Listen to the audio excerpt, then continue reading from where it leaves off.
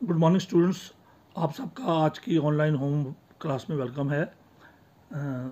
जैसा कि आप जानते हो कि 2-3 दिन छुट्टियां थी और छुट्टियों में मैंने आपको रिवीजन करने के लिए भी दिया था टॉपिक। तो जो टॉपिक हमारा छुट्टियों से पहले चल रहा था, चलिए उसी को कंटिन्यू करते हैं। तो मैंने आपको बताया था कि इंटीग्रल्स दो प्रकार के हैं। There are 2 types of integrals, indefinite integrals and definite integrals.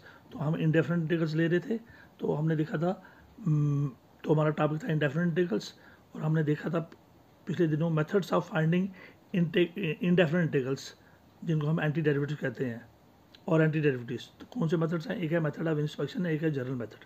So method of inspection हमने छुट्टियों से पहले फिनिश किया था। चलिए अब जनरल मेथड देखते हैं उसको कैसे किया जाता है। चलिए टेक्स्ट बुक की एक्सरसाइज 7.1 कंटिन्यू करते हैं। इसका जो फर्स्ट क्वेश्चन था, find the anti derivatives of the following functions by the method of inspection.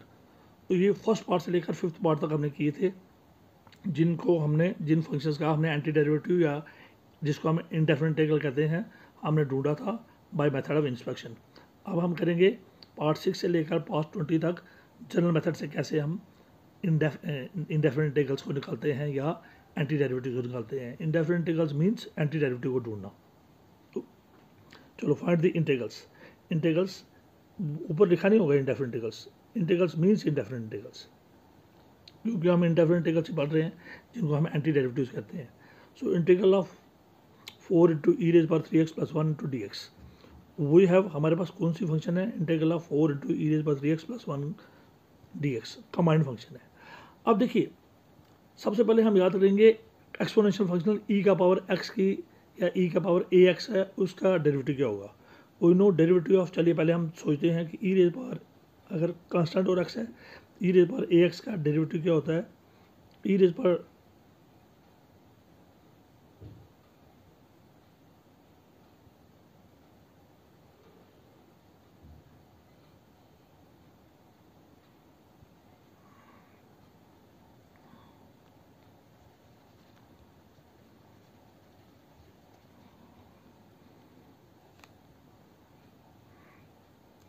तो सबसे पहले हम देखते हैं डेरिवेटिव ऑफ ई रेज पर एक्स।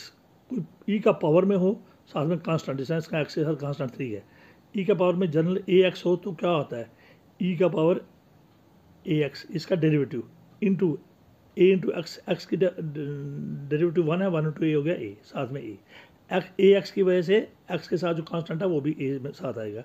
डेरिवेटिव में हम यही लेते हैं, ई का पावर ए एक्स होता है, e raise power a x plus derivative of x that is a, क्योंकि एक्स का डेरिवेटिव 1 है, 1 इंटू ए हो गया ए।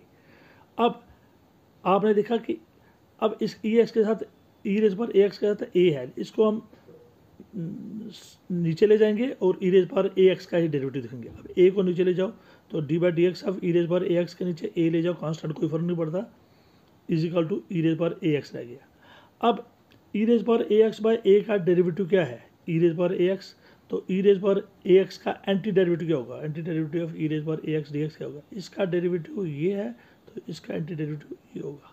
सो anti derivative of e raise पर ए एक्स डी एक्स क्या होगा? ई रेज पर ए एक्स बाय ए। तो आपने देखा डिफ्रेंसिएशन में ई रेज पर ए एक्स में ए ऊपर रहता था, तो जब इंटीग्रेशन की बारी आई तो वही जो डेरिवेटिव है वो नीचे आएगा।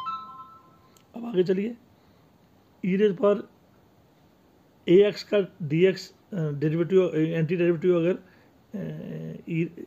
इसका एंटी डेरिवेटिव ई रेज पर ए एक्स डी एक्स का एंटी डेरिवेटिव क्या है? ई रेज पर ए एक्स, इसका डेरिवेटिव ये है और इसका एंटी डेरिवेटिव ई रेज पर ए एक्स और ए है।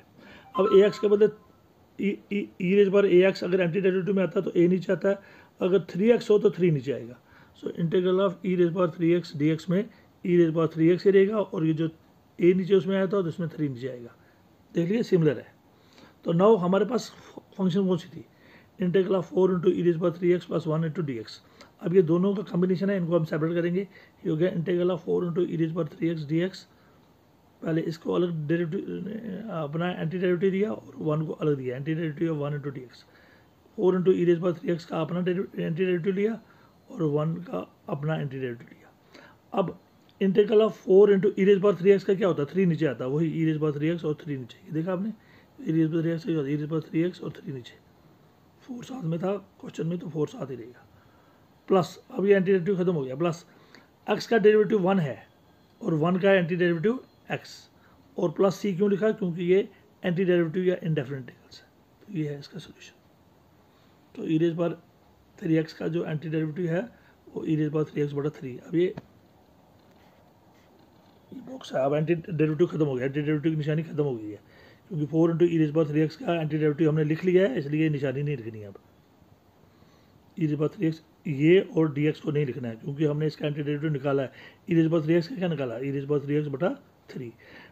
डिफरेंशिएशन में ये 3 ऊपर रहता है ई रेज़ पावर 3x के साथ, और एंटी डेरिवेटिव में ये नीचे रहता है, और 4 तो अपना साथ था ही। प्लस x का डेरिवेटिव 1 है और 1 का इंटीग्रेशन x, प्लस c, क्योंकि इंडेफिनिट इंटीग्रल है तो लास्ट में c तो ज़रूर लिखना ही है। जब ये इसकी निशानी खत्म हो जाएगी तो लास्ट में c। This is the answer. चलिए और इंटीग्रल्स लेते हैं। Integral of x square into 1 minus 1 over x square into d x. अब इसका एंटी डेरिवेटिव ढूंढते हैं। We have integral of x square into 1 minus 1 over x square into d x.